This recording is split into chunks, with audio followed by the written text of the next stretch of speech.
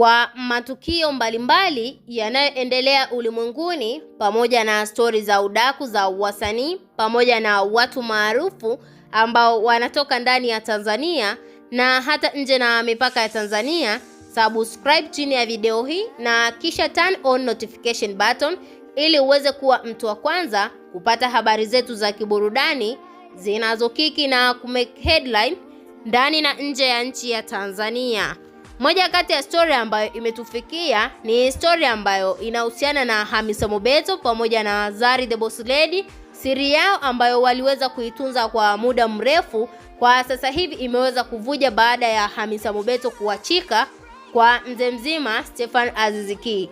Zari the Boss Lady aamua kufunguka waziwazi kwamba Hamisa Mobeto kabla hajaoana na Stefan Aziz Ki alikuja kumtaka ushauri, ambao ushauri huu ulipelekea mpaka yeye kushiriki maovu ya Hamisa Mobeto.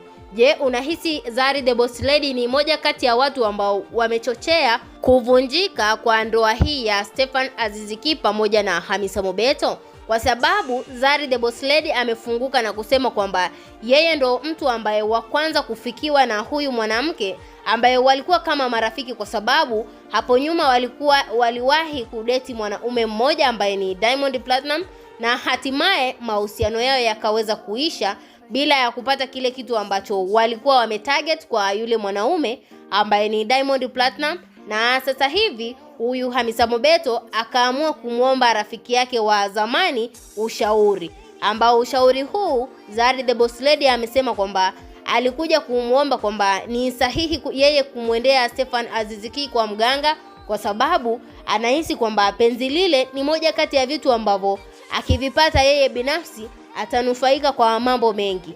Na hatimaye Zari the Boss Lady akamshauri kwamba kama anaona ni kitu sahihi ambacho anaweza kukifanya kwa muda huo, ili mradi tu aweze kumpata Stefan Aziz Ki aweze kufanya, kwa sababu moja kati ya vitu ambavyo vitaweza kumnufaisha ni kudeti na Stefan Aziz Ki.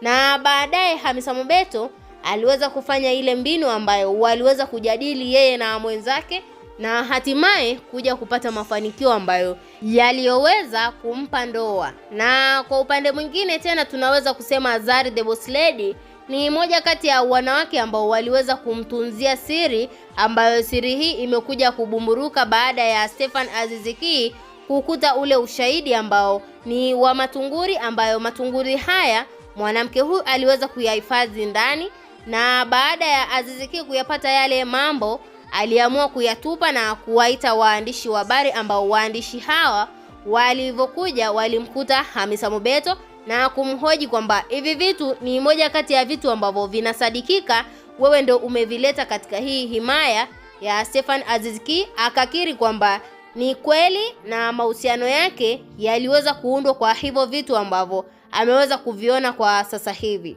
Je, unahisi kwamba Stefan Aziz Ki baada ya kuona vile vitu au mazingzong ambayo amefanyiwa na Hamisa Mobeto ataweza kuendelea na hayo mahusiano? Na unahisi kwamba Zari the Boss Lady ni moja kati ya watu ambao wamevunja haya mahusiano, au Hamisa Mobeto ndio chanzo cha haya mahusiano kuvunjika? Tuachie maoni yako ndani ya comment section, na vile vile usisahau kusubscribe, kulike na kuturn on notification. Bye bye. Ciao.